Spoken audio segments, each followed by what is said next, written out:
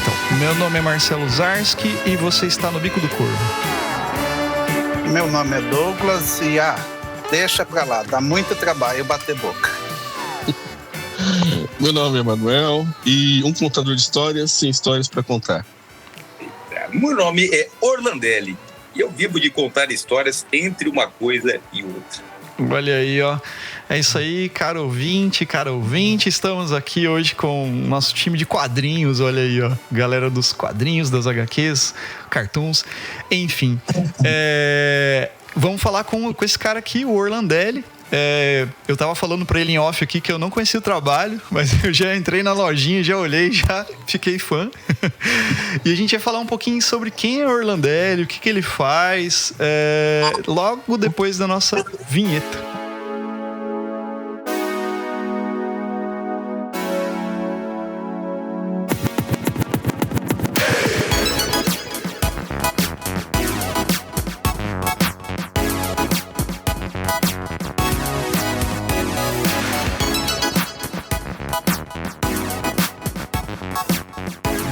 Então, galera, eu acho que pra gente, né, dar esse pontapé inicial, assim, até pra contextualizar todo mundo que vai ouvir depois aqui o podcast, bom, eu acho que era legal você se apresentar um pouquinho mais formal daí, Orlandelli. Falar quem que é você, o que você faz, qual que é o teu trabalho, né, e daí a gente começa a conversar.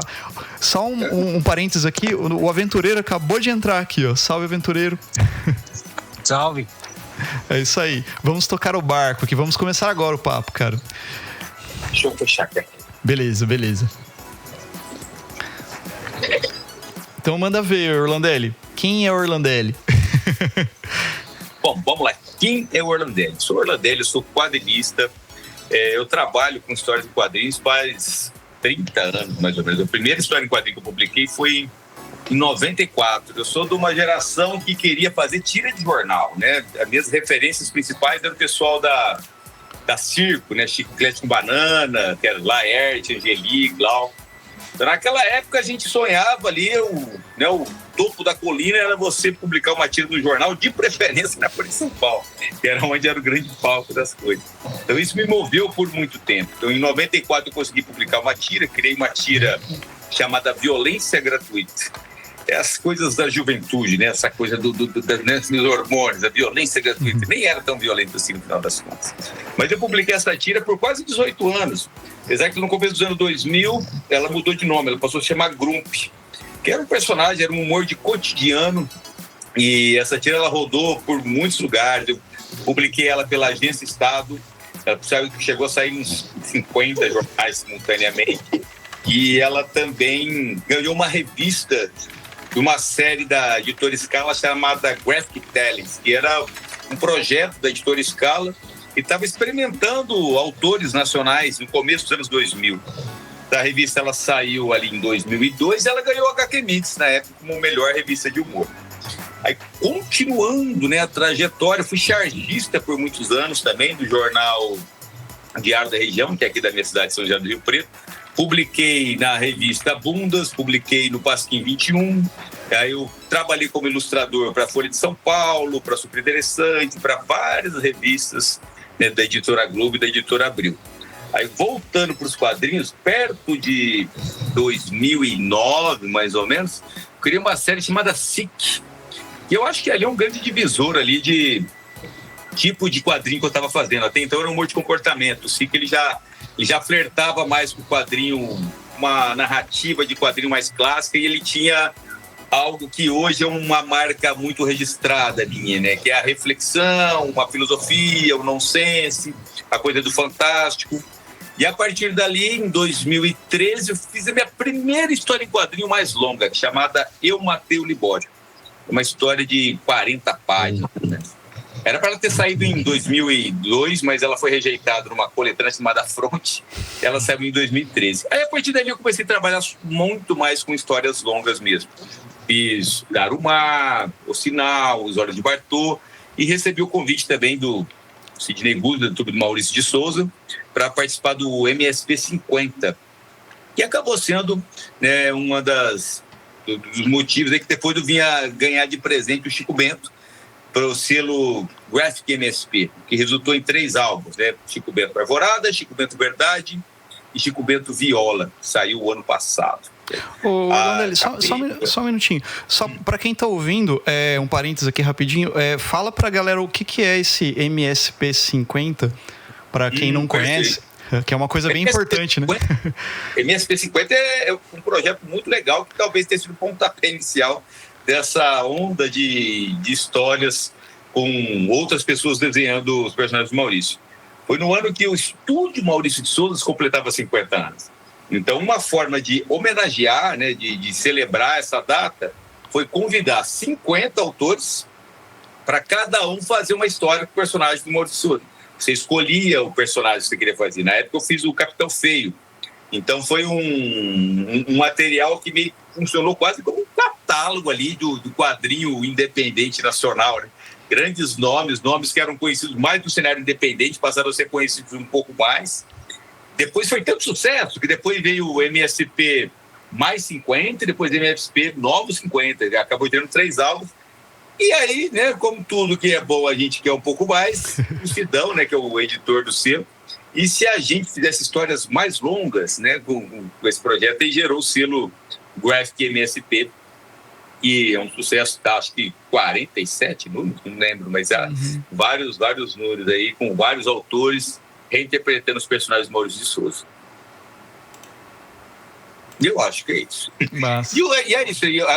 Só para finalizar minha apresentação ali, fiz o Chico Bento, fiz bastante graphics, tipo, com temas mais existenciais, enfim, A Coisa, o próprio Sinal, e a mais recente, chamada Mais Uma História para o Velho Smith, uma HQ que fala de memória, ela acabou de ganhar o Prêmio Jabuti, né? Fato que me deixou muito orgulhoso, muito feliz. Então, basicamente é isso. Tem 30 anos aí de trajetória, passando pelo quadrinho de humor, quadrinho de comportamento, tiras mais complexas e graphics com temas um pouco mais existenciais. Acabei criando um personagem também chamado Yang, de uma série chamada O Mundo de Yang, que é uma série que eu tenho muito orgulho dela também, que talvez mistura um pouco dessas duas coisas, né? Essa série, ela tem muito humor, porque o personagem é muito carismático, ele é meio marrento, só que ele também tem um pé forte na reflexão, porque é um mundo de fantasia e mergulha bastante naquela coisa de uma filosofia um pouco mais oriental, sabe? Do yin e yang, do equilíbrio, que eu tenho um envolvimento muito grande com isso também. E eu acabei criando essa série e acabou de sair um livro agora, muito recente, no final do ano, chamado O Mundo de Yang e o Caminho do Meio. Então, são materiais aí que a gente vai colocando no mundo aí. Tem mais coisa, provavelmente, que eu vou lembrar depois, mas eu acho que por hora tá bom. Eu ia chegar nesse ponto que você falou que nem eu falei, né? Eu fiquei conhecendo seu trabalho porque o Manuel falou, daí eu fui atrás de ver algumas coisas, né? Mas assim, de uns 3 dias pra cá não deu muito tempo de ver muita coisa. Mas eu vi algumas entrevistas suas no YouTube e tal, e fui ver o teu Instagram, né? Os materiais, as artes e tudo. E quando você falou do lance do Yang ter essa coisa mais...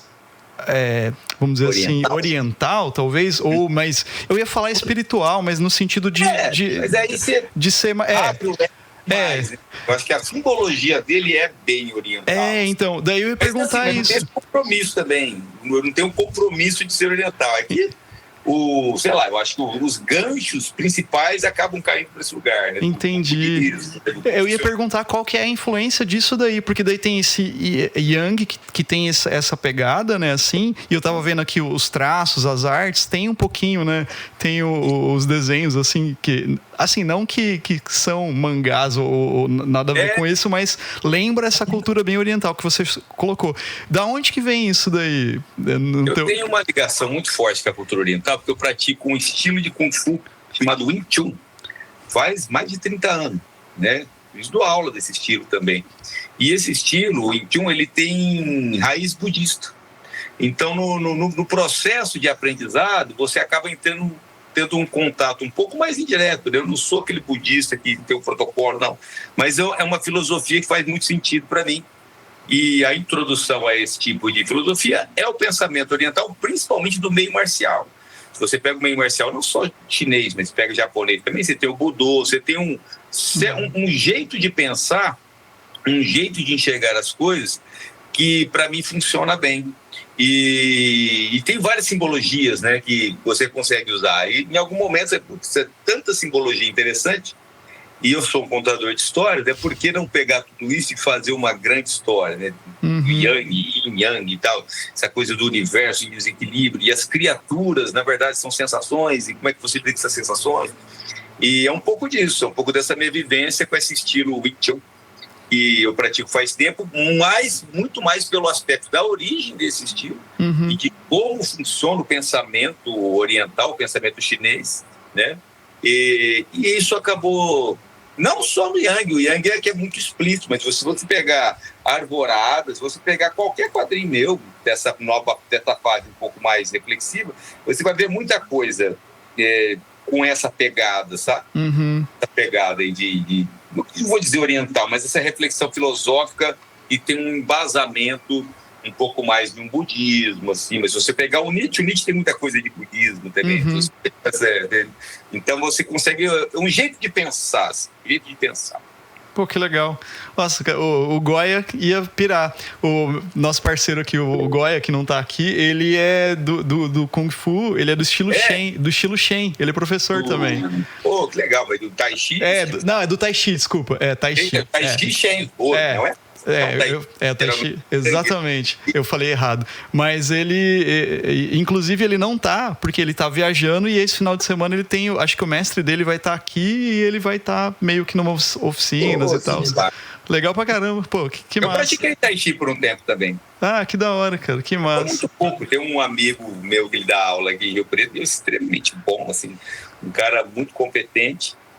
E tinha essa pegada. Assim. A gente pratica muito mais pela convivência, né? A convivência é muito interessante da prática. Sim. Você não pensa só no aspecto corporal, né? No aspecto do movimento, aí faz bem pro meu corpo do alongamento. Na verdade, toda aquela imersão, ela faz muito mais sentido, né? Do que o próprio... Por isso que nunca pode falar, eu estou fazendo uma atividade física Tai Chi Chuan. É outra coisa. É outra coisa, exatamente. Que legal. Pô, bom demais. Deixa eu passar aqui pro aventureiro, senão eu monopolizo aqui. Fala lá.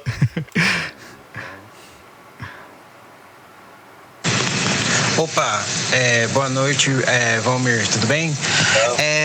A minha pergunta bom, você mencionou, né, por exemplo, Chiclete com Banana, né, do Angelim, você falou do Glauco, você falou do Laerte, né, os famosos Três Amigos, né?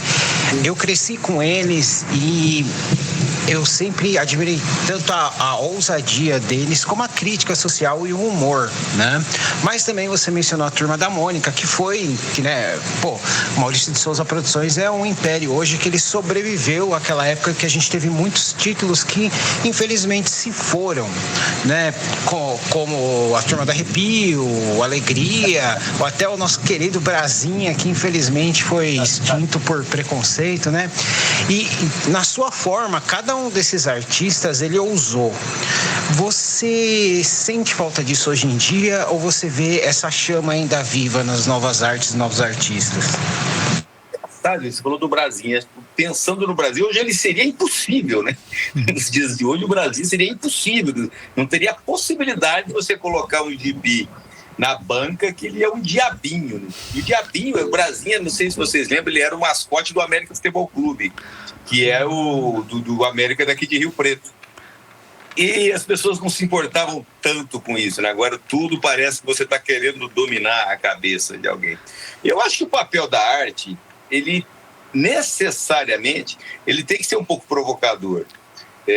Há uma percepção muito errada, infantil até, de achar que a arte é só para te elevar, é só uma coisa bonita, é só uma coisa...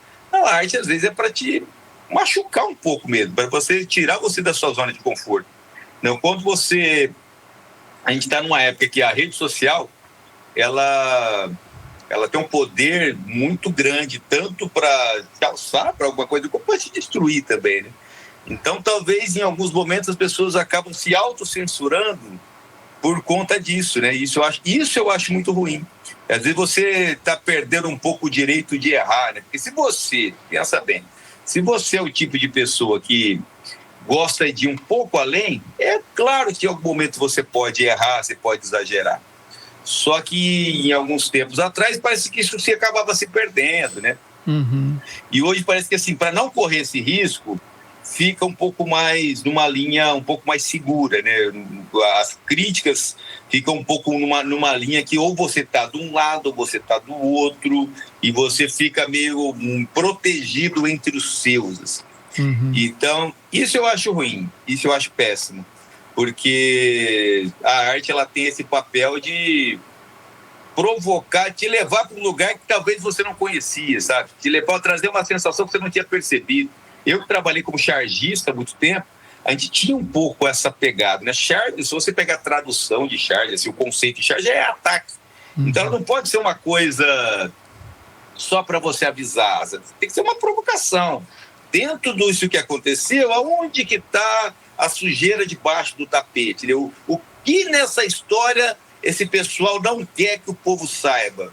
Então é mais essa cutucada aí é algo que deveria ter mais, assim. Acho que até tem. O chargista ele não se perdeu, não. Eu ainda conheço muitos chargistas. Pega o Gilmar, você pega o Lato, eles são muito bem agressivos, bem potentes nessa parte.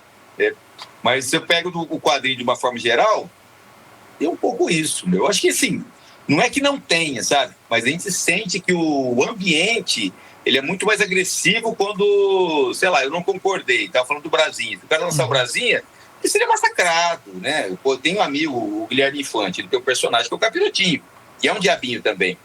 Teve um evento que ele foi convidado que aí cancelaram a ida dele lá por causa do personagem, entendeu? Então percebe-se. Aí você vai ver por que exatamente cancelaram. Porque vai doutrinar, não vi, tem nada a ver. Quem conhece o material dele sabe que o trabalho dele não tem nada a ver com essa coisa de Deus e o diabo. Não é isso, né? É outra coisa. Porém, a pequena figura, a pequena representação se mostra como algo que você está... Aquela intenção, ela é tão infantil, é um pensamento tão besta. Você fala, mas como assim, gente? Vocês acham realmente que ia lá para fazer isso na oficina dele? Tá? Não tem um espírito crítico. E quando a gente perde, o artista perde um pouco essa cutucada, a sociedade inteira perde. Porque o espírito crítico, né, essa coisa do questionar, vai se diluindo também. Eu quero estar entre os meus e simplesmente abraçando quem concorda comigo e jogando pedra em quem não concorda. Né? Então, nisso é complicado mesmo.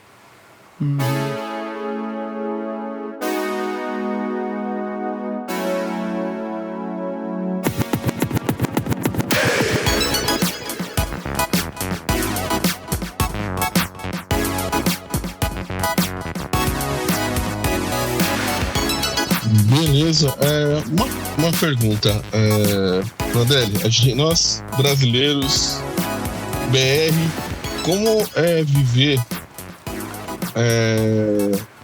com quadrinhos, pegando assim uma diferença? Estados Unidos é a base, tem assim, Marvel, DC, Image, as maiores editoras do mundo, as mais conhecidas, e com a mídia toda ela em cima, o poder econômico e tudo mais. Como é conseguir no Brasil você fazer coisas como você faz com o Yang, com o Smith, de histórias que transmitem sentimento? Porque eu acredito que ser um quadrinista lá fora, tendo Batman, Superman, Mulher Maravilha, enfim, aquele universo incrível do Stan Lee, para fazer quadrinho, eu acho que é mais fácil. Eu acredito que escrever histórias autorais, como você escreve, falando sobre comportamento humano, falando sobre sentimentos, a forma que você desenha e escreve, usando pouquíssimo, muitas vezes, argumento, mais imagens que valem por mais de 1000 palavras. Como é que é essa diferença enorme das escolas de história em quadrinhos, americana e a brasileira? O que você acha dessa... Sim, o brasileiro realmente consegue fazer coisas incríveis, né? Consegue fazer coisas incríveis na parte da arte de quadrinhos. Eu acho que a grande diferença é que eles têm uma indústria muito consolidada, né? A indústria dos cómics, né, dos super-heróis, ela é muito estabelecida. Ela emprega muita gente lá e emprega gente daqui também, né? Tem gente daqui que trabalha lá. Eu acho que essa é a principal diferença, né? Você se pega no Brasil, mais próximo disso que a gente vai ter é o Maurício de Souza. Só que é ele e ele mesmo, né? Só com um diferencial muito grande, né? No mercado lá da DC, da Marvel, você ainda consegue aparecer como autor, né? Você consegue saber, sei lá, você tem um Rafael Grampar fez o Batman. Você sabe que aquele Batman é do Grampar. No caso do Maurício de Souza, apesar de agora colocar os créditos, né, dos roteiristas, ainda é um traço muito... Tem que ser um padrão, tem que ter aquele padrão. É o negócio deles, não vou nem criticar, mas a gente... Só para voltar, porque a gente não tem essa indústria, né? Não tem essa indústria. A Graphic MSP é o que mais chegou perto disso, né? De eu conseguir brincar com um personagem clássico, assim. Que seria o que eles fazem lá na Marvel, né? Você ter o Mike Deodato desenhando o Hulk. Você sabe que aquele Hulk é do Deodato, né, cara? O pessoal vai ver o meu Chico Bento, sabe que aquele Chico Bento é do Orlandelli.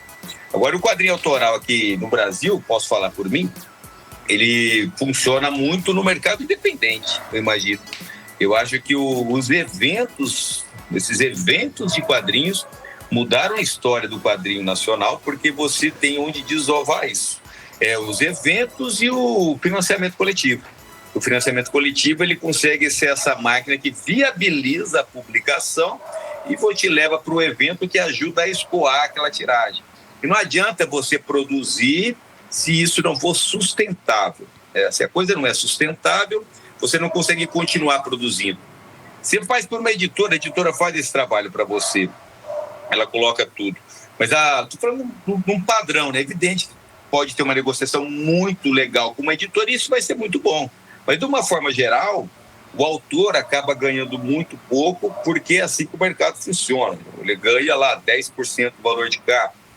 E aí, ele volta a não ser sustentável, porque o quadrinho talvez seja a mídia mais ingrata que existe no planeta. Você demora muito para fazer um quadrinho, demora demais. Você fica um ano inteiro para fazer um quadrinho, o cara dá uma sentada e lê aquilo lá, né? Então, aí você pega... aí qual é a tiragem disso? Aí você pega no Brasil, que também tem uma tiragem média aí de editoras mais robustas, é 3 mil, entendeu? Mas geralmente é bem menos. Acho que uma vez eu vi uma entrevista do Pipoca, não lembro se é eles, mas eles consideram assim, quando é muito bom é 5 mil. Aí você fala, não é muito, né? É bem pouco se a gente for ver. Agora imagina que o autor ele ganha em cima desses livros vendidos. Então acaba não sendo sustentável. Hoje eu faço 90% do meu material de forma independente. Eu mesmo tenho um selo editorial chamado Gambatê, então eu acabo publicando por esse selo, principalmente com a ideia de deixar o meu ofício, né, uma coisa sustentável. O livro que eu vendo consegue me gerar dinheiro para eu poder ter uma vida digna também, e não adianta, também eu não entro nesse romantismo também, que eu faço um monte de coisa e de madrugada sair desenhando, para mim isso é uma vida, mas tá complicado, não pode ser assim, senão vai ser sustentável. Então, você tem que arrumar um jeito desse teu trabalho, ele voltar para você de uma forma digna, que você consiga ali ter a sua dignidade na sua casa, né, as suas coisas que você gosta de fazer e conseguir continuar produzindo. No nosso cenário atual, eu só vejo isso possível dentro do quadrinho independente. Dentro de você produzir, editar, publicar, imprimir e vender.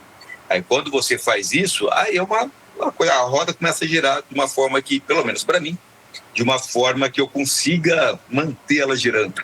Vamos dizer assim. Se tivesse um mercado maior aqui no Brasil, um mercado, você tivesse uma... Não, a gente vai pegar o Yang e vai soltar 100 mil cópias tranquilamente. Fecharia tranquilamente com um negócio desse, sabe? Não é uma briga entre a editora e o independente. É que, para ser sustentável no formato que está, e pelo menos para mim, acaba sendo assim. Então, tudo é negociação. E tudo é o que você quer com essa publicação. De repente, eu quero que essa publicação ela chegue em mais lugares. Uma editora talvez consiga trabalhar isso melhor. Agora, não, eu vivo disso, eu não posso me dar ao luxo de ficar 1 ano fazendo esse livro e ele não voltar para mim de alguma forma. E talvez no mercado independente ele acaba funcionando para você também. Acho que a principal diferença é essa, o tamanho do mercado que tem. Eu acho que o mercado autoral lá nos Estados Unidos também não é tão bom, pelo que eu fiquei sabendo. Isso é bem difícil, né? É uma grande indústria. Você pega o mangá. uma grande indústria, né? Aí é outra coisa. Essa é a diferença. Uhum. Eu queria pegar o gancho, não pegar o gancho, mas voltar um pouquinho no que você estava falando antes, que você falou lá de como artista, de como você coloca as coisas para fora nesse teu trabalho e tudo assim. E jogando para o que o Manuel falou ali, e também jogando lá também para as coisas do Maurício de Souza que você acabou trabalhando dentro ali. Você como artista, né, assim, eu sou músico também, eu sou compositor, trabalho dando aula, também tenho bastante essa visão que você tem de que, por exemplo, eu preciso de alguma forma fazer com que o meu trabalho de música volte para mim poder ter uma vida digna, vamos dizer assim. É um do hobby, né? Exatamente. Então, assim, eu faço coisas que eu gosto, eu falo que eu tenho uma escola de música, então eu trabalho dando aula para esse trabalho dando aula poder sustentar o que eu quero fazer, que é minhas composições, gravações e outras coisas. E tem outros trabalhos que eu tenho feito também fora disso, né? Que é trilha e outras coisas assim também, que é bem bacana. Mas assim, a ideia é que a gente tem essa visão de que a gente precisa fazer algo, precisa botar para fora de alguma forma algo que está não te incomodando, mas que você sente a necessidade. Acho que todo artista tem isso, seja em qualquer linguagem, sabe? E muitas vezes isso, né, não é tão simples, né? Porque se você, sei lá, se você tem como fazer isso trabalhando com isso, é melhor ainda, né? Mas muitas vezes você não tem. Muitas vezes você trabalha numa outra coisa. A gente tem um amigo que é ilustrador, cartunista também. Não é ilustrador, ele é cartunista. E ele trabalha num trabalho que não tem nada a ver com isso. E ele vai fazendo as coisas assim, tipo, quando dá, sabe? Assim, sabe? Então, eu acho do jeito que vai. Pelo menos uns 70%. É assim. Penso faz pouco tempo, né? Do quadrinho. Eu acho que dava 70% não vive de quadrinhos, né? Ele não vive da arte dele, porque cai nesse lugar, ó, alguém tem que pagar as contas. Exatamente. E daí, assim, aonde que eu quero chegar? Daí o Manuel colocou desse lance da diferença ali, né, entre os quadrinhos aqui e fora e tal, pensando aqui no Brasil e nos Estados Unidos, por exemplo, com grandes empresas e outras coisas assim. Você citou o Maurício de Souza, né? No Maurício de Souza, lá no MSP, né? O 50... lá vocês tinham que fazer, por exemplo, um trabalho especificamente com um personagem vamos dizer assim, do catálogo, e esse trabalho ele era livre, você podia fazer o que você quisesse, ou não, ele tinha um certo moldezinho que você tinha que seguir, porque nas histórias tradicionais da Turma da Mônica tem um molde que você vai seguir. E daí eu sei que nas graphic novels isso mudou um pouco, não sei, o MSP não li, não conheço, mas as graphic novels eu vi alguma coisa, acho que o Lições, eu vi alguma coisa assim, o Laços também, da Turma da Mônica, que daí o traço é todo diferente, a história tem um jeitinho diferente assim, é o mesmo jeito vamos dizer assim, da turminha, mas tem a cara do artista ali também. E como que foi essa diferença? Você podia se expressar bem, você conseguia colocar toda essa coisa do Orlandelli ali naquele trabalho, ou não? Tinha que ser um negócio bem preso, bem fechado? Porque assim, eu quero só concluir aqui, dando um exemplo, porque eu tenho trabalhado bastante fazendo esse tipo de coisa de ter que fazer um trabalho para outras pessoas, inclusive o Douglas, eu fiz um trabalho para ele recentemente, e eu acho super bacana porque tem uma relação de troca muito legal, porque eu falo, mano, eu vou fazer tal coisa, é um trabalho de trilha, né? Então eu tô fazendo uma trilha para um documentário X e tal, eu vou fazer isso, tarará, ele me dá o argumento, ele me dá todo o roteiro, e eu falo, posso pensar dessa forma e tal, e é uma conversa muito interessante, porque daí eu jogo a ideia para ele, falo, mostro, tal, é por aqui o caminho? Ele, não, é por aqui, vai e tal. Então rola uma coisa de liberdade para fazer, sabe? E pro trabalho, isso é mil vezes melhor. Porque eu já fiz coisas que, por exemplo, eu fiz uma trilha para um curta de cinema. E a diretora, na época, era muito chata, cara. Todas as coisas que eu mandava para ela falava, não, mas não dá para ser mais assim. Aí eu falei, pô... Ela queria compor. Então, daí eu falei, mas a gente conversou sobre tal... Assim, a gente se acertou, mas foi um perrengue, assim. No final das contas ficou tudo bonito, mas foi difícil. Mas enfim, só concluindo, então, como que é isso? Como que foi isso pra você e como que é isso pra você, no caso, cara? Entendi. Bom, você pensa assim, né? Você tá mexendo com o estúdio Maurício de Souza, com a Turma da Mônica, a gente acompanhou esses personagens, a gente sabe que é uma linha de produção, né? Então tem uma coisa muito, não vou dizer quadrada, mas um tipo de um protocolo. Você sabe que existe um protocolo ali. Tanto que no começo até fiquei um pouco receoso. Como é que será que vai ser a hora que eu mandar o roteiro? Porque até que você está fazendo o roteiro, beleza. Depois que você manda que vem, né? Não sei o que. E assim, mas de verdade, acho que a grande sacada do selo, a grande sacada do Sidão de fazer, cara, você tem que fazer uma história sua, com os personagens da Turma da Mônica. Né? Então eu não tive restrição nenhuma, zero, fiquei até surpreso assim, porque eu já tinha feito o MSP50. O MSP50 então já foi um choque, porque eu não mandei nem roteiro. Eu falei assim, mas manda o roteiro? Não, me manda 5 páginas prontas. Eu falei, rapaz, estão confiando mesmo, né? Mas foi legal. Aí no caso do The Graphic MSP, aí o que a gente tem que fazer? Primeira orientação. A orientação é o seguinte: você pode fazer o que você quiser. O que você não pode é esquecer que são personagens da Turma da Mônica. Você não pode esquecer que, por serem personagens da Turma da Mônica, isso vai parar na mão de uma criança em algum momento. E você não pode esquecer jamais que esses personagens já existem. Né? Você não pode mudar a personalidade, colocar ele numa situação que ele não ficaria. Tá? Entendido isso, é a sua história e pronto. É a mesma coisa que eu pegar as ferramentas do Maurício para construir a minha história. Na verdade, é só isso que mudou. Em vez de eu pegar os meus personagens para construir uma história, eu peguei os personagens dele. E aí eu acho que o selo ele ganha muito por conta disso. Não pode ser uma história que você só vê o Maurício, mas também não pode ser uma história que você só vê o Orlandelli, porque afinal de contas eu estou trabalhando o personagem dele. Eu fico muito feliz quando o traço, o meu Chico Bento, ele é muito diferente do Chico Bento do Maurício. E ele tem um traço muito que as pessoas não vê com frequência, né? Quando saiu Arvorada, tem muita gente que estranhou aquele Chico Bento mais bicudo assim. Mas eu fico muito feliz. Eu falo assim, nossa, é muito Chico Bento isso aqui. A história, o traço é diferente, mas é muito Chico Bento. É o Chico Bento, a essência do Chico Bento está lá. Então, tendo a essência do personagem na história, eu, pelo menos, nunca tive problema. No Arvorada, quando eu mandei o roteiro, cheguei até a baixar a cabeça. Agora vamos a página tal, ele não pode fazer isso, página tal.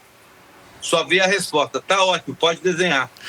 Basicamente isso. E o Sidão, né, que é o Sidney Guzman, ele é um cara de troca muito interessante também. Ele é um cara que ele é um grande editor, é um cara que ele consegue... Primeiro, que ele sabe escolher os autores dos personagens. Se ele me escolheu pro Chico Bento, afinal de contas, eu nasci e cresci no interior. Eu já tenho essa vertente um pouco mais essencial. O Chico Bento, ele tem essa coisa da vida simples, da vida bonita. Então, olha que interessante, já vai ficando mais difícil errar também. Né? Esse cara contaria uma boa história de Chico Bento. Né? E por aí vai. E feito isso, aí você apresenta uma sinopse, né, do que você está pensando em contar. Se gostou da sinopse, aí sim é a contratação de fato. Aí eles contratam você para escrever o roteiro, para desenhar, fazer tudo. Mas eu não posso reclamar, não. Eu já trabalhei também, já fiz roteiro para a linha mensal. Aí eu posso falar que é bem diferente. Já fiz roteiro para as revistinhas, né? E as revistinhas, ela já tem um protocolo um pouco mais rígido, uma coisa um pouco mais... Você não controla tanto. Mandava o roteiro, vou mudar isso aqui, isso aqui, isso aqui, isso aqui. Você não é você que desenha, então você sugere um desenho que não sai o desenho que você tinha sugerido. Mas eu entendo também que ali já é diferente, eles produzem muito material. Então tem uma linha de produção ali que não dá para errar, né? Uma coisa meio quase que em escala ali. E fiquei pouco tempo, fiquei acho que 1 ano produzindo o roteiro para eles, numa época que eu estava precisando. E achei até bacana demais, né? Eles abriram espaço para eu escrever o roteiro para a linha mensal. Coisa que eu já tinha tentado em 1990 e alguma coisa. Eu tinha tentado ser roteirista da Turma da Mônica. Voltando ao nosso papo anterior, quero trabalhar com quadrinhos. Na minha cabeça, acho que o único lugar possível de você realmente trabalhar com quadrinhos é Maurício de Souza. Meu desenho não era bosta nenhuma, então quer saber? Vou ver se eu escrevo um roteiro para lá. Mas eu era muito fissurado na Chiclete com Banana, em circo, então eles acharam meu roteiro, sei lá, violento demais pros personagens na época. Aí é legal que eu contei pro Maurício depois.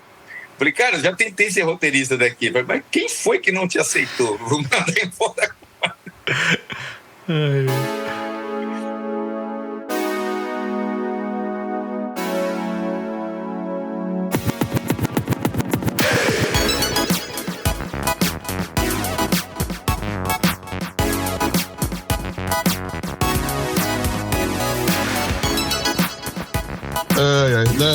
Cara, até falando sobre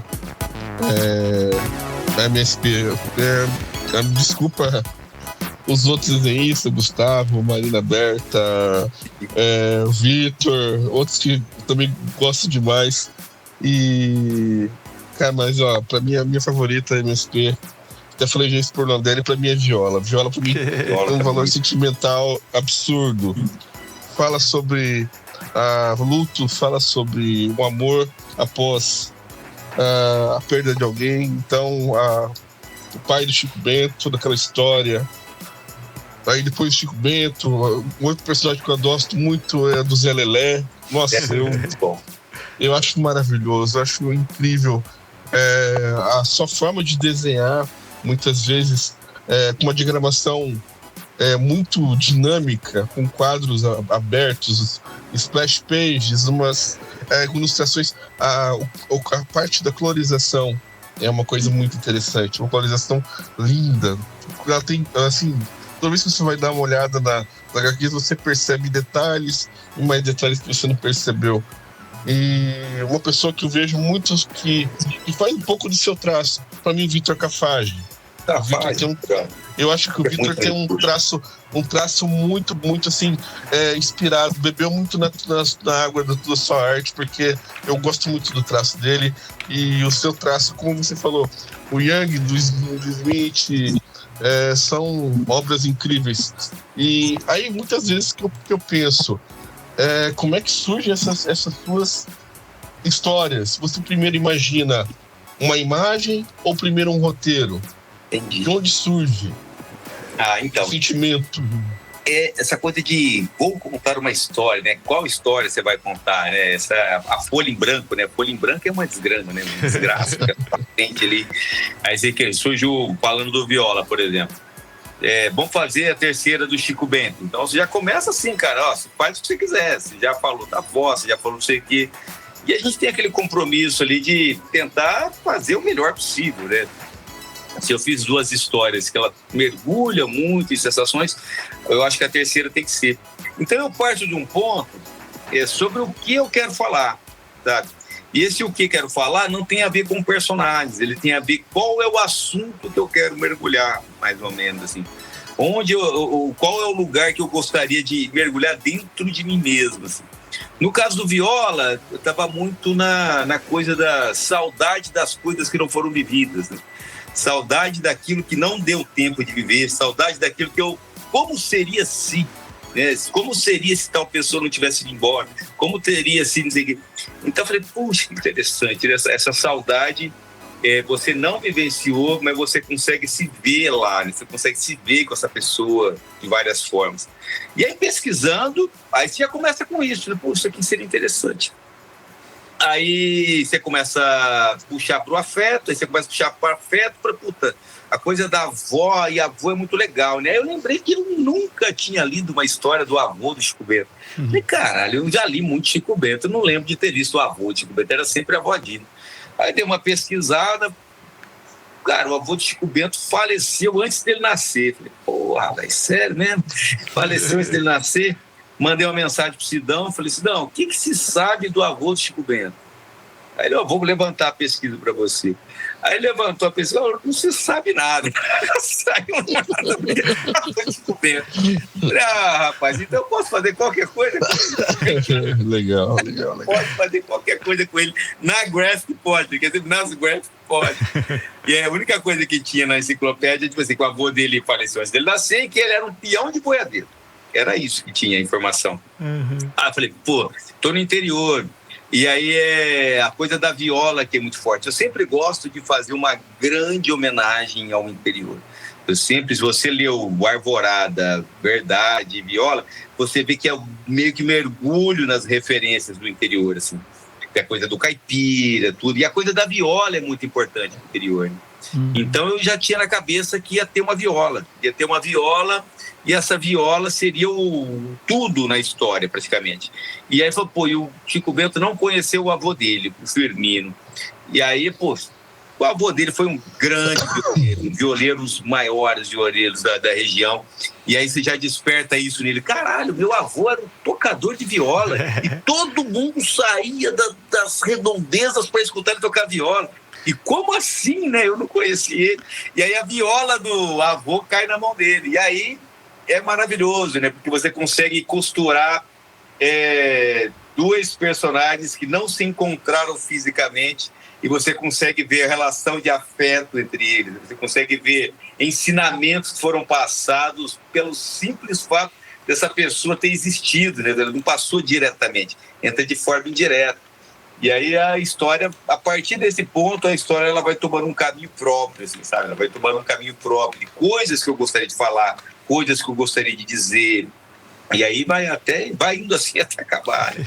Aí é bacana, mas é sempre sobre o que eu quero contar, né, primeiro, assim.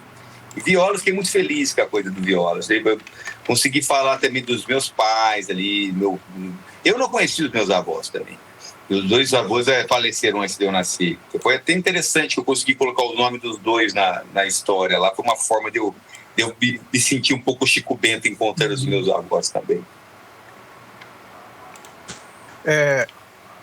Só sair um pouco dessa seara mais nostálgica e artística para tentar levantar uma polêmica aqui. É comum a gente ver nos Estados Unidos os quadrinistas fazendo vaquinha, esse tipo de coisa para pagar tratamento médico, esse tipo de coisa, porque a Marvel, principalmente a Marvel, né, a DC um pouco menos, mas principalmente a Marvel, ela não remunera bem os seus criadores.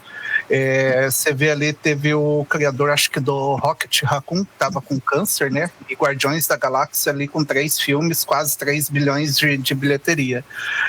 Quando um quadrinista brasileiro faz um trabalho para Maurício de Souza, por exemplo, ele está pegando ali um personagem que já existe, né? No seu caso, o Chico Bento, mas você criou ali uma história sua, uma graphic toda baseada no seu conceito, na sua criação. Nesse caso vamos supor, de uma adaptação futura, os quadrinistas são contratados, tem algum tipo de recompensação por esse tipo de coisa? Como que funciona?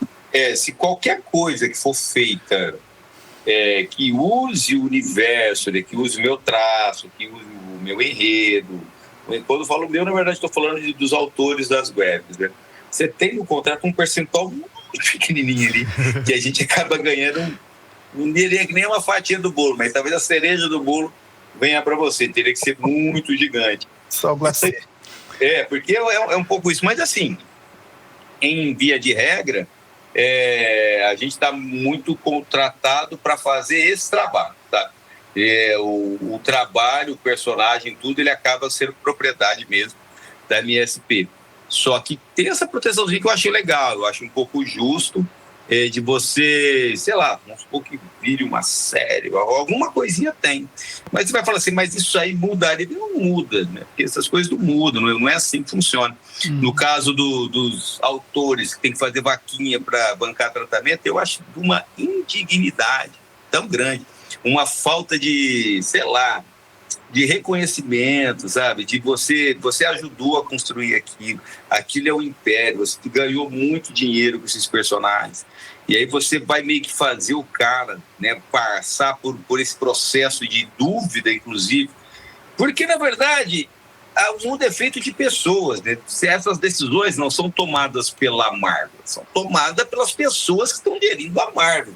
Você trocar essas pessoas por pessoas que têm assim, não podemos deixar esse cara para trás, tá? Não, ele ajudou a crescer tudo isso aqui. Aí eu acho que seria uma coisa de uma dignidade muito grande. Infelizmente, a gente vive num mundo que a coisa do capital, né, do capitalismo é descontrolado. O mundo é capitalista. Isso não é nessa questão de é ou não é. Mas essa coisa assim de eu desvalorizar um trabalho de décadas, às vezes, os caras ficou décadas ali te ajudando a erguer aquilo, e aí, de repente, o salário dele ficou um pouco maior, eu vou descartá-lo para colocar outro no lugar dele, assim. Se precisa, não, mas quando é uma potência, uma Marvel, uma desse, por que você vai fazer isso, sabe? Por que você vai colocar o cara nessa situação, entende? Então é pessoas, porque não tem nada que obrigue ninguém a fazer isso. Não tem nada que fale assim, ó, tem que ser assim. É porque na matemática ali, eu não te devo nada, eu já paguei para você e não interessa o tanto que você me deu, né? Tem uma história interessante de Maurício de Souza, quando eu fui no estúdio dele, ali eu vi um pouco de dignidade. Não sei como é que está hoje lá, mas naquela época, pelo menos, eu vi. Eu fui lá visitar o estúdio, e aí tinha lá os roteiristas, os desenhistas, todos no digital, papapá. E lá no fundo tinha um pessoal um pouco mais velho no pincel. Aí eu falei, pô, mas o pessoal não faz do digital? Ah, não, aqueles ali fizeram a vida toda no pincel, como é que eu vou falar para os caras fazerem digital? Aí eu falei assim, mas e aí, consegue produzir igual? Eu imagino. Quanto aqueles lá faz 6 páginas, 8 páginas, faz uma, né? Uma proporção era bem desproporcional, assim. Falei, mas não, mas... Aí eu falei, mas e aí? E aí nada, né? Se esses aqui estão empregados é por causa daqueles de lá. Então quem ajudou a crescer foram aqueles. Aí eu falei, puta, isso é muito bom, né? Porque se você pensar na produtividade, você dispensa pessoas que fizeram aquilo acontecer. Como é que você vai pegar um cara que ficou naquele processo por décadas, aí fala, não, agora você tem que fazer isso novo. Aí é foda. Ainda se a conta não fecha, é uma coisa. Se a conta fecha, é questão de dignidade mesmo, questão de agradecimento, né? Pô, muito obrigado por tudo. Qual que é o problema? Vocês já ouviram que não sei nem se é verdade, tá? Mas eu achei interessante também que o Alok paga por faculdade particular para os filhos de todos os funcionários dele. Pô, interessantíssimo. Ele não faz falta para mim, mas para ele vai fazer uma diferença grande. Então, pensa, assim, não é dividir por igual. Né? O pessoal tem muito essa coisa, porque eu trabalhei. Não é dividir por igual. É um pagamento digno, é uma situação digna. Se a tua empresa tem a possibilidade de fazer a pessoa que trabalha para você viver com dignidade, por que você não vai fazer? Só para você ganhar um pouco a mais? Só para você ficar mais rico que o vizinho? Porque, na verdade, todo mundo ali já é rico, né? Se morrer, vai ficar gerações ganhando dinheiro ainda. Mas é porque eu preciso ser mais rico que o outro. E aí você vai tirando a dignidade das pessoas, assim. E aí vai virando um regaço, que a gente vai vendo que o mundo está entrando nesse processo de... todo mundo é inimigo de todo mundo, né? Todo mundo está nesse... Um quer comer o outro e tal. Mas é por conta disso, as pessoas só querem um pouco de dignidade, no final das contas. Mas isso nunca vai ser a empresa, é sempre as pessoas que geram a empresa. A gente tem que tomar cuidado com as pessoas, o poder que a gente dá para algumas pessoas. Se você der poder para uma pessoa que passe pensamento, a sociedade inteira vai contar com isso. Né? É bem isso mesmo. Tipo, o Orlandelli, você comentou que no começo que lá em meados de 94, mais ou menos, que foi quando você começou a estar fazendo teu trabalho como cartunista, chargista, né? Você também falou e tal. Que acho que é meio que... tudo, faz tudo. Mas assim, quando que foi que você começou realmente a falar assim, é isso que eu quero fazer, e eu vou por aqui, por esse caminho, ou você foi apanhando? Como é que foi isso, essa história? É interessante esse negócio da arte. Você falou que você é músico, você deve passar por... Parece que não é uma coisa que você vai escolher. Isso eu vou ter que fazer esse negócio, senão eu vou explodir. Exatamente.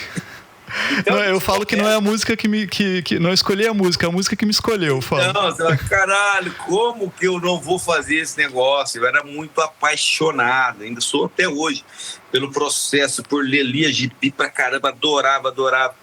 Então eu queria fazer parte daquela turma, simples assim, não dava nem para pensar, vou ser um profissional de quadrinhos. A gente nunca teve esse privilégio de falar assim, acho que eu vou seguir a carreira de quadrinhos. Porque é quase assim, né? Mano, sério, né? Você vai entrar nesse túnel escuro sem saber onde vai dar? Então você vai fazendo. Aí em 94 eu fazia faculdade de publicidade e propaganda, eu trabalhei com publicidade e propaganda um tempo também. E nas horas vagas, que é o que a gente, 90% já começa assim, trabalhava com meu pai, trabalhava numa empresa de produtos alimentícios. Aí eu fazia as tiras meio que na hora do almoço. Aí você fala, ganhava quase nada. Era uma coisa que se precisasse ir no cinema pagar, você ia ter que inteirar, sabe assim? Mas eu estava muito feliz de estar fazendo. Né? E aí aquela coisa de vou continuar fazendo, porque a maioria acaba desistindo. E não é foda mesmo, assim. Você tem que uma hora fazer as contas, tá? Eu tive uns privilégios, assim, porque eu morava com meu pai, então isso já ajuda muito. Mas se eu fosse o cara que tivesse que bancar a minha casa, talvez eu teria saído, porque não tem muito jeito de fazer. Né? Mas eu consegui trabalhar um bom tempo. Trabalhava com meu pai e fazia os quadrinhos. Aí depois eu fui para propaganda e fazia os quadrinhos. Aí como eu comecei a desenhar bastante, desenhar, aí os trabalhos de ilustração, porque quando a gente fala de quadrinho, na verdade é o universo das artes gráficas, assim. Você trabalha com ilustração, você trabalha com texto, você trabalha com tudo. Aí você vai lá e dá uma oficina, né, no CS da vida e vai por aí. Aí foi uma época que começou 2000, mais ou menos, começou a aparecer bastante trabalho desse tipo. E aí eu saí da propaganda completamente, comecei a fazer isso, e foi a época que o jornal da cidade me chamou para trabalhar com eles, o que me deu uma segurança incrível, assim. Eu era registrado, era CLT, então eu tinha uma tranquilidade de poder fazer eu fazia a tira no jornal, fazia a charge no jornal, então olha que maravilha, né? Até a pejotização, né? Que vai ser, não sei o que, precisamos conversar, né? Mas não abrimos mão do seu trabalho. Eu falei, eu sei, você gosta do meu trabalho, você só não quer pagar por ele. E aí você entramos de novo no processo, saí do jornal, mas trabalhava para o jornal. E aí vai os corre por fora, manda currículo para revista, para outros jornais, e foi fazendo. Tive a felicidade de não ter desistido, né? Que eu não atribuo só a força de vontade, as condições fizeram com que eu pudesse me manter no processo. E felizmente acabou aparecendo coisas que eu consegui. Eu consegui viver de arte, assim. Viver de arte não é só quadrinho, né? Que eu falo, é uma oficina que você dá, é uma ilustração que você faz, é alguma coisa assim. Então foi indo dessa forma. Pelo menos isso. Legal. É difícil, né? É difícil, mas se tivesse um pinguinho de juízo, mas não entrava nunca. Mas eu fico pensando, ainda bem, né? Ainda bem que você não tem. Não tem o que fazer. Às vezes você vai fazer uma oficina, o cara vem perguntar, mas quanto que ganha? Eu falei, sério mesmo, acho que não vai dar pra você, cara. Você já entrou nessa, cara. Já tá nessa pilha aí de se você vai ficar... Não vou nem dizer ficar rico, cara. Se você conseguir ter uma vida digna, você já... Isso, cara, é muito foda, né? Porque a maioria trabalha muito. E aí tem um problema do artista também, né? A gente trabalha bastante mesmo. Mas a gente ganha e vai apagando as fogueiras do dia, né? Então, em algum momento, você não vai conseguir produzir tanto. E aí, olha que essa produção diminuir, como é que faz? Que a gente vê muito artista de várias áreas, né? De música, de desenho, de quadrinho, que a hora que ele para de produzir, ele começa a passar uma situação muito difícil. Ele não consegue uma aposentadoria, porque ele é autônomo, às vezes não recolhe, quando recolhe alguma coisa é pouco. A nossa previdência, ela está muito estranha, uma coisa que você não confia mais nada. Então, aquilo que eu ajudava a pagar as contas, eu não consigo mais fazer. Simplesmente zera, sabe? Não é que diminuiu. Não, você realmente... Esse mês você ganhou, outro mês você não ganha nada. E aí como é que faz? Então essa coisa do autônomo, ele tem essa preocupação com o futuro, é um estresse meio estranho, assim. A gente tem que ficar sempre pensando nisso, né? Porque é o que você faz que entra, né? Quando você não consegue fazer, quebrar o braço, por exemplo, ferrou. Aí você tem que... Aí você vai dando os pulos também, né? Aí a coisa da versatilidade do artista é muito importante, né? Tipo assim, sei lá, vamos supor que eu quebrar os braços, sei lá, vou fazer umas lives, vou fazer curso, vou fazer mentoria, não sei. Você começa a dar uns pulos, porque tem que fazer, sabe? É bem isso mesmo. É verdade. Mas legal. Fala, Manuel. Então, só para até mesmo Orlandelli, sobre hoje o seu processo criativo, o seu processo de trabalho, você ainda produz na modo, digamos, analógico, na parte do lápis, ou você está 100% digital? Como é que está essa situação de produção? E quantas horas por dia você fica desenhando? Como é a rotina de um desenhista? Hoje eu estou 100% digital. Eu tenho um iPad e tudo eu faço nele, assim. Eu uso muito analógico, lápis, caderno, para esboçar ideias, esboçar roteiro. Eu escrevo muito no caderno, escrevo bastante, assim. Mas eu não escrevo continuamente, sabe? Mas eu vou colocando fases, né? Vou colocando ideias no caderno. Aí o caderno, para mim, funciona bem, porque ele é mais rápido e eu consigo me organizar. Eu consigo ter ele materializado para consultar, assim. Agora, a parte da produção de arte, eu me adaptei muito bem para o digital, desde a época do jornal. Porque jornal tem uma coisa que é sensacional, na verdade. A gente reclama, mas isso é que faz a gente virar um bom profissional, porque você tem data para entregar tudo, não tem como. E o jornal, no dia seguinte, sai jornal. Então, não tem, hoje para mim não está dando, não dá. No jornal não pode ser assim. Então, você vai ter que entregar uma charge às 4h30, no máximo, que fecha a página.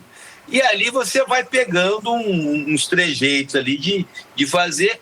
E o desenho era uma coisa que eu demorava muito. Você imagina, você faz no lápis, aí eu fazia com pincel e tinta, fazia com pincel, apagava o lápis, depois escaneava, depois jogava no Photoshop, limpava aquele lápis. Então era um tempo grande que eu usava só para deixar ele apto para pintura. E aí, quando entrou a coisa da mesa digital, aí experimentei muito rápido, assim, porque precisava, fazia várias coisas de jornal, fazia tira, fazia charge, fazia caderno infantil, fazia ilustração de matéria. Então, como eu vim da propaganda, fiz publicidade de propaganda, eu trabalhei como diagramador, fazia anúncio, fazia cartaz. Então, o ambiente digital sempre foi muito favorável para mim. Eu sempre me senti muito à vontade na frente do Photoshop, por exemplo. Aí, a hora que eu conheci a arte digital, testei aquelas mesas que você desenhava e olhava para a tela, peguei aquela Wacom, né, que você desenhava direto ali, e falei, meu Deus, acabou, não quero papel nunca mais na minha vida, pela praticidade mesmo, porque por ser rápido. Como eu consegui colocar o meu traço no digital, porque aí tem isso também, né? Para mim só faz sentido se você conseguir fazer aquilo que você queria fazer. Não, mas digitar mais rápido, mas o traço sai bem diferente do que eu gostaria. Aí para mim já não valeria a pena. Preferia que demorasse mais. Mas não, eu gosto muito do meu traço no digital. Então, hoje é tudo digital por ser rápido mesmo. E o iPad tem uma vantagem absurda, né? Que você joga na mochila, você está com ele a todo momento. Se você vai viajar para algum lugar, quando eu estava fazendo charge, eu não estava no jornal mais, né? Eu estava trabalhando fora. Eu ia viajar, leva o iPad na mochila, né? Fazia a charge. Peraí, dá meia hora que eu vou fazer a charge. Fazia uma charge lá, meia hora, 1 hora, mandava e ia voltar fazendo as coisas, entendeu?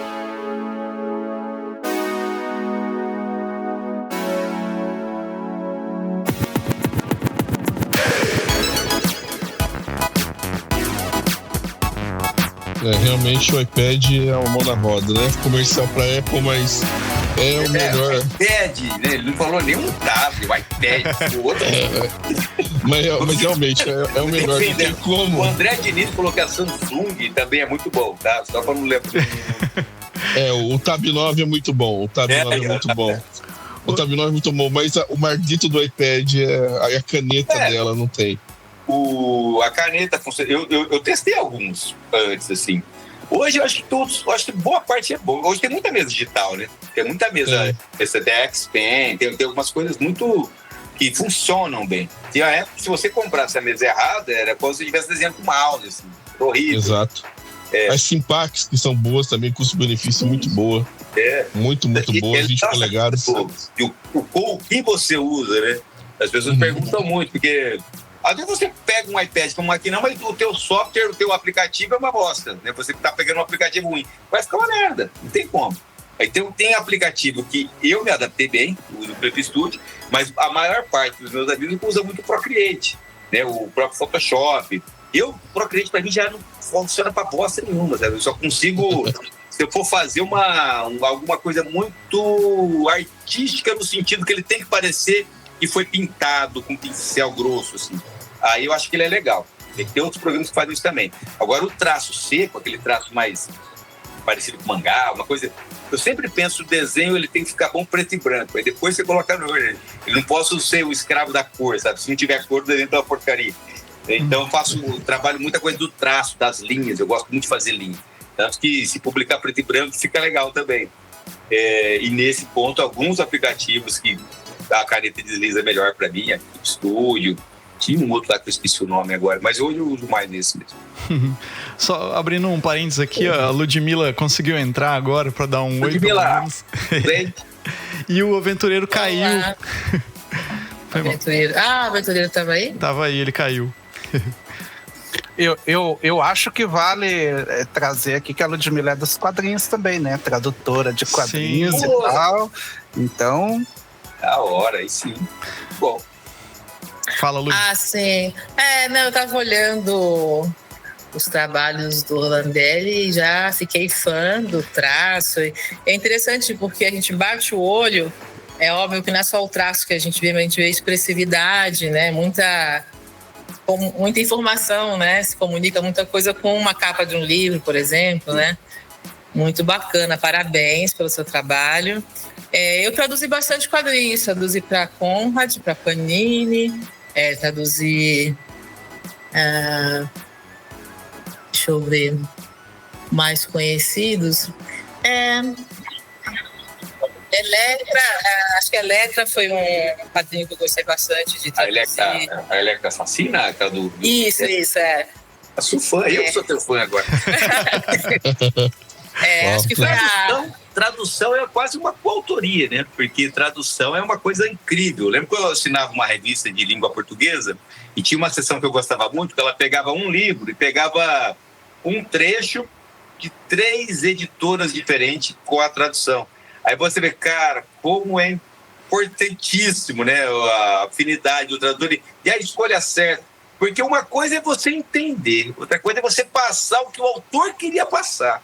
Aí você tem que ser muito autor também, né? Você tem que ter uma veia ali de tentar... Uma vez eu vi uma definição de tradução, é que você tentar fazer na língua portuguesa, na língua que for, se o autor escrevesse nessa língua, né? O que ele escreveria, né? Olha a responsabilidade, né, cara? É muito foda. Parabéns pelo seu trabalho, que não deve ser fácil, não. Bacana, gostei dessa definição aí. A gente, ao longo dos anos, vai colecionando definições, né, de tradução. Tudo essa eu não me lembrava exatamente. O que ele escreveria se ele falasse português? O que ele adorei, muito bom. Falaria, né? Porque fazer o entendimento tem 1000 jeitos de fazer. Agora, como ele escreveria? Muito legal. Você pegar uma chave de Assis para passar por outra língua, deve ser um horror, deve ser terrível. Ele tem umas frases, né, muito interessantes, assim. Tem uma do Memórias Póstumas, que eu sempre lembro dela, que ele estava no hospital, lá ele estava na cama, e ele estava lembrando do passado da mulher, aí uma enfermeira entra. Aí o presente expeliu o passado. Falei, puta que pariu, velho. Esse expeliu o passado é muito foda, né? Muito obrigada. Eu acho que cada pessoa tem uma percepção diferente. Eu sempre fico... apesar da experiência dos anos, sempre fico surpresa quando uma pessoa reconhece o trabalho, que é um trabalho bem invisível, né? Que às vezes tem que ser bem discreto mesmo. Fiquei feliz, já valeu a pena ter entrado na conversa. E quadrinhos, né, quando a gente traduz, tenha um certo cuidado com o espaço, o tamanho, né? Às vezes as coisas ficam muito... O balão pode ficar muito longo, né, em português, então a gente tem que pensar na forma, né, também bastante, porque na literatura, né, sem a página do livro, você vai seguindo, né, tem essa liberdade. Mas quando tem o balão, tá no desenho, tem que pensar nesse detalhe, né, do tamanho do texto, como vai ficar. Mas é legal também você ter essa ligação com literatura, né, pelo que você está falando, que é um substrato, um embasamento muito importante para os roteiros, né? Eu não fiz meu dever de casa, né? Mas você faz o roteiro também, né? Você faz a arte. Escrevo, desenho, que o máximo possível para concentrar as fatias de bolo tudo num lugar só, né, na hora que fiz as coisas. Eu trabalho com quadrinho independente, né? Eu acostumei a fazer. O meu desenho deve ser muito difícil. Talvez o Yang daria para pedir para alguém colorir. Agora eu não consigo ver, tipo assim, o Chico Bento ou alguém colorindo o Chico Bento, sabe?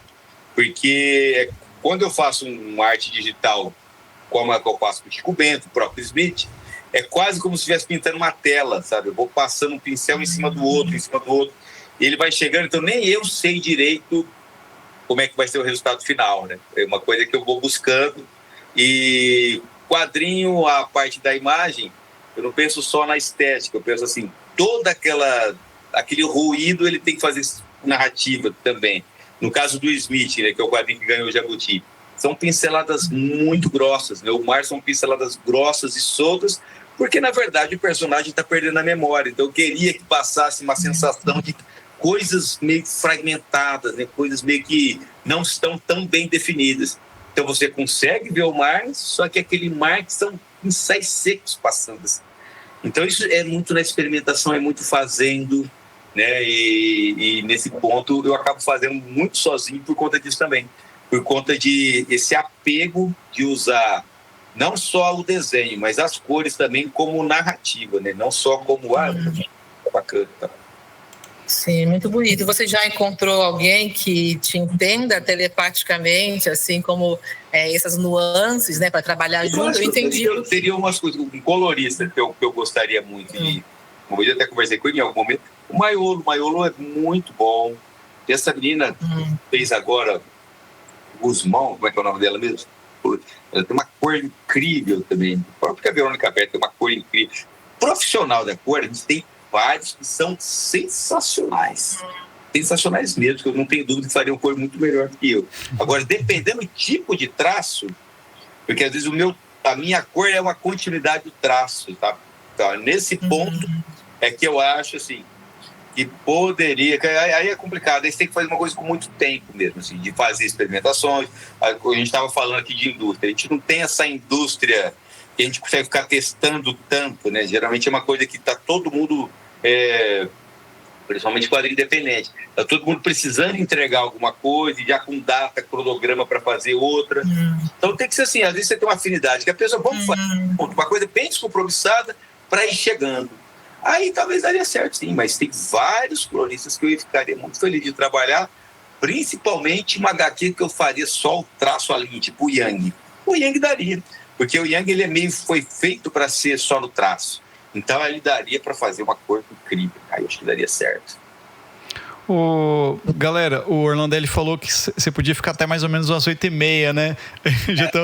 A gente tá meio que tendo que talvez não te segurar tanto, mas eu queria fazer uma pontezinha aqui, antes da gente encaminhar para uma parte final, que não vai dar tempo de falar muito sobre isso, mas eu tenho certeza que vai ficar um gancho para talvez o Orlandelli voltar aqui com a Ludmilla e com o Goya junto. No começo do episódio, a gente estava gravando e o Orlandelli falou que tem bastante coisas do trabalho dele que tem influência de cultura oriental. O próprio nome do personagem, Yang, vem tipo do Yin Yang, né, por exemplo. E daí eu lembrei na hora de você, Lud. Puta, Lud... Eu ia perguntar disso, eu tava me segurando para não perguntar, porque é Yang do masculino, né? Exatamente. Yang é muita coisa da... É um personagem que ele tem uma raiz budista por conta da arte marcial mesmo. Praticar arte marcial. Pratico ainda, né? Na verdade. Um estilo de Kung Fu chinês chamado Wing Chun. E ele tem essa raiz um pouco budista. Então isso, de certa forma, mudou. Muito mudou. Me aproximou de uma maneira de pensar. E essa coisa do equilíbrio, né? Buscar o equilíbrio, o Yang. Eu gosto da sonoridade do Yang. Eu acho legal. E aí o personagem acabou sendo isso. E ele bebe bastante dessa cultura um pouco mais oriental, apesar de não ser algo que eu me sinta obrigado, sabe? Ele não é aquela coisa, estou falando não, estou falando de pensamentos, estou pensando sobre as coisas. Só que, como o personagem tem alguma simbologia, acaba às vezes pegando a simbologia e levando. Mas se você pegar as últimas histórias, tem coisas assim, sobre tudo, né? Você vai achar mais a coisa da simplicidade, do olhar simples para as coisas e de não ter certo e errado, mais ou menos. Uma coisa vai contaminando a outra de alguma forma. E eu gosto bastante disso, eu gosto muito desse personagem, eu gosto muito de desenhar ele e fazer histórias com ele, porque eu acabo criando uma situação que eu acabo pensando sobre ele, pensando nessa situação e uso ele como ferramenta. E o universo dele não é totalmente só oriental. Tem um novo livro, O Caminho do Meio. O Caminho do Meio, caralho. Tem um personagem chamado Heleno. Ele tem um buraco no peito. Assim. Tem um buraco no peito que ele não consegue abrir, não consegue fechar. Ele é autoexplicativo. Mas olha que interessante que é história em quadrinho, né? Você conseguir fazer um desenho, né, uma alegoria. A pessoa está tentando preencher esse buraco do peito. E o personagem tem mesmo um buraco no peito. Né? Ele vai buscando algumas respostas para algumas coisas. Então é isso. Mas é um personagem, da onde que é? Da cabeça. Ele não tem uma ligação direta. Apesar que nessa mesma história eles vão encontrar um sapo, que é o Kairu, né? E o sapo seria o que daria as respostas. Por coisa da transformação, né? Por conta dele sair do girino, virar sapo, tudo. Ele tem essa simbologia de conseguir responder tudo, né? Conseguir responder. E aí você faz uma história, né? Olha que legal. Ele vai misturando as coisas e acaba com a história. Bom demais. Recomendo, tá? Recomendo, leio o Yang. Comprei um monte. O que vocês estavam faltando pra mim, a última, adorei. E o Yang tem muita frase de efeito. Dá pra você entender que ele é bem nerd também. Ele tem muita frase de efeito. Marrento, né? Então, é muito legal. Recomendo demais, gente. Vale muito, muito a pena. Ele é chato, marrentinho, mas ele tem aquela frase do Leminski, né? Do Paulo Leminski, que dizia: distraídos venceremos. É bem Yang mesmo. Bom demais. Ele não se preocupa tanto com as coisas, as tudo absurdo, e no final ele é o único que está certo em alguns momentos ali. Ele realmente não, mas por que vocês estão tão preocupados assim? É assim e pronto, né? Por que vai virar esse negócio? Um personagem muito bacana, se gosta mais dele. Galera, então, só pra gente fazer finalizar aqui, né, pro Orlandelli e pro compromisso dele, primeiramente, muito obrigado por aceitar o convite do Manuel, né? Obrigado, Manuel, pela ponte aí que fizemos também. Um prazer conhecer teu trabalho, cara. Como eu falei no começo, eu não conhecia, fui fazer a minha lição de casa aqui no freestyle na hora aqui, assim. E eu bati o olho, vi o nome do personagem e eu falei, nossa, a Ludmilla tem que entrar. Porque na hora eu pensei, lembrei disso daí. Depois, enfim. Mas gostei bastante, cara. Muito obrigado pela o espaço, o bate-papo também, assim. E vocês, galera, Douglas, Manuel, Lud, o aventureiro que entrou, mas tava com a conexão ruim, acabou caindo também. E o Goya não pode estar aqui, né? Então fica um abraço aí.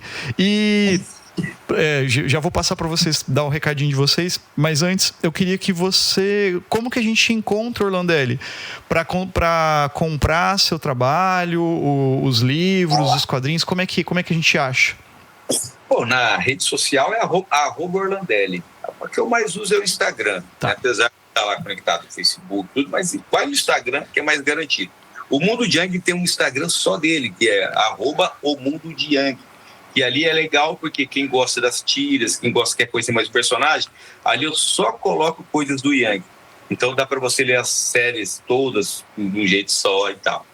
Os meus livros, né, todo o meu material, quase tudo está numa loja virtual chamada lojaorlandelli.com.br. Então, entrando lá, você vai ter acesso a todas as minhas publicações, principalmente as mais recentes. E se tiver alguma dúvida, alguma coisa que você perguntar, pode mandar na rede social, que eu sou bem acessível. Como eu mesmo coloco, não, fica tranquilo, passa lá. A gente resolve rapidinho também. Legal. Passo minha bola aqui pra galera. Primeiro que eu já conheci o trabalho. Igual o Manuel falou, é dos traços mais legais mesmo das graphics. Eu organizo um evento aqui em Campo Mourão, aqui, que é o Campo Geek, acho que talvez o Manuel tenha comentado com você. Nessa edição a gente tentou... A primeira edição que a gente está tendo um aporte via edital, a gente tentou trazer o pessoal do Paraná, os artistas do Paraná aqui para dar uma, como que eu posso dizer, fazer o pessoal da região conhecer os nossos artistas também. Mas pode né, pessoal? Isso, pode ter certeza que para a 4ª edição que a gente já está começando a mexer, a gente vai voltar a conversar, porque vai ser uma honra ter você no nosso evento. Perfeito, vou ficar super aberto aí. Não, você vai gostar de Campo Mourão, muito bom a cidade. Um pouquinho que eu ouvi, achei que é uma ótima forma, né, de se interessar e conhecer um artista, um trabalho. Fiquei muito curiosa, vou ler com certeza, vou procurar. E parabéns, até a próxima conversa, e a gente pode fazer melhor a dever de casa e já comentar, conhecendo melhor. Perfeito, né? É legal, né? Dá pra obrigada. Você colocou aquilo lá, o que era aquilo na história? Meu Deus. Eu que agradeço isso, imagina. Bem, mestre Orlandélio, eu só tenho que agradecer os papos que nós tivemos lá na Comic Con, a sua receptividade, sua humildade, porque acima de tudo é um artista incrível, humilde e de um coração enorme. Até mesmo quando eu li pela primeira vez Viola, como você falou, foi de sentimento. Para você remete seus avós, para mim remete muito a minha mãe. Minha mãe gostava muito do personagem, gostava muito de Chico Bento. E eu sei que uma das últimas coisas que ela leu foram as BSPs do Chico Bento. Então, para mim, tem um valor muito grande. E, poxa, sou seu fã. Muito obrigado por ter atendido o convite.